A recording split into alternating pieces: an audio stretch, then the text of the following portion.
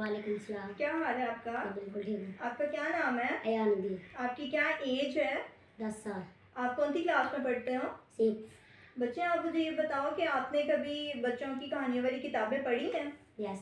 तो आपको ये शौक कैसे पैदा हुआ कहानियाँ पढ़ने का? मेरे टीचर मुझे बुक और मैगजीन देते थे, जिसकी वजह से मुझे शौक पैदा हुआ। आप मुझे ये बताओ कि आपने कौन सी क्लास में या कौन सी उम्र में पहली दफ़ा कहानी सुनी थी या पढ़ी थी? मैंने 8 उम्र में पढ़ी थी। अच्छा, तो आपको किस किस्म की कहानियाँ पढ़ना पसंद है? मुझे उसके किस किस्म की कहानियाँ पढ़ना पसंद करते हैं? जिन्नों की, परियों की, इस्लामिक कहानियाँ या साइंस फिक्शन? इस्लामिक कहानियाँ। ओके, तो आपको कोई नज़म पसंद है? नो। अच्छा, तो आपकी फेवरेट राइटर कौन है? दानियल हसन। अच्छा, आप मुझे ये बताएं कि क्या आप किसी मैगजीन के सर्वर पे आए हैं कभी? नो। तो क्या आप आना चाहेंगे? यस।